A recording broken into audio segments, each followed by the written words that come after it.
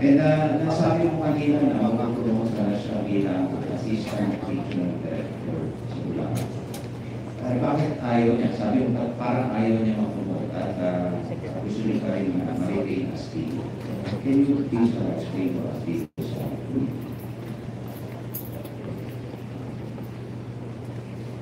Kasi ito na po, lagi niya po sinasabi sa akin, hindi naman po sa akin lang.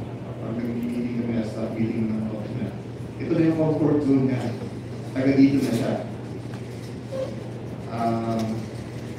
Malaki po ang pondo ng opisina namin. Speaking of pondo, ito ba yung pinagkukunan ng mga proyekto na kung saan ito na yung subject na controversy for those projects? Yes po, Your Honor. Some, not all. Some are. Yes po. Kahapon, didirect kayo kita. Dahil ikaw ang itinuro ni Sally Santos ng SIMS na kung saan yung mga kahon ang laman ng pera sa iyo inidinig. Tama po. Yes, Your Honor. Sa office ko po, dinadala ni Sally Santos lahat ng pera ng account. May isig sa office mo, dinadala lahat ng pera.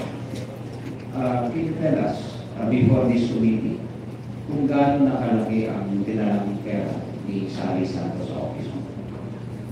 Mula po noong 2022, billion na po. 2022. Yes po, Your Honor. Billion. Saan napunta yun? I mean, sa'yo lang lahat? Your Honor, hindi po. Lahat po ng dinideliver ni Sally Santos na pera na nakakahon, wala po akong ginagalaw doon. Yun po ay pinakukuha rin ng boss ko sa opisina ko. Kaya lang po doon pinapalagay kasi wala pong tao umakit doon sa opisina ko. Wala po akong katabing opisina doon. Napakasanto mo naman. Yung billion na hindi nababawasan at wala kang malang copy doon. Mula 2022. Teka muna, 2022 hanggang anong taon? Yung billion na yun? 2025 po. 2022 to 2025. Okay. So sabihin na natin, i-deliver sa opisina mo, para kanino yun? Para kay District Engineer Henry Alcantara.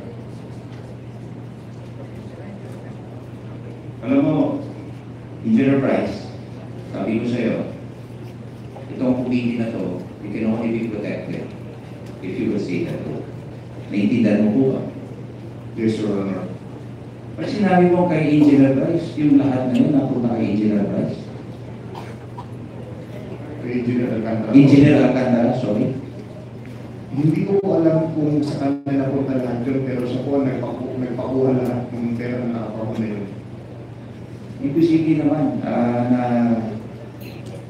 lahat lang yun kay Engineer Alcantara. Magpakatotoo ka dito sa ating committee. May Go ahead.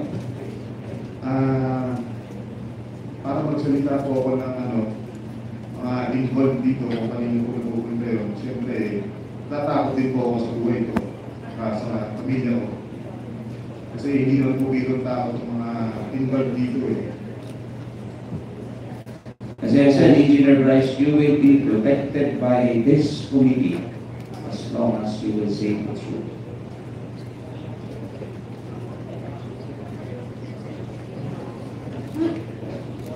So, pwede po bang pag din ako ibalik sa selling?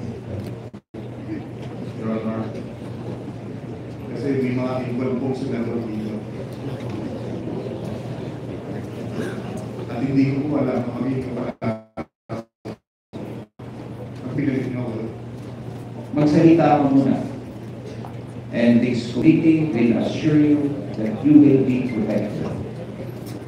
Your Honor, parang mas kailangan ko muna nakasulat sila bago mo magsalita. Can I have 1 minute recess, Mr. Chair?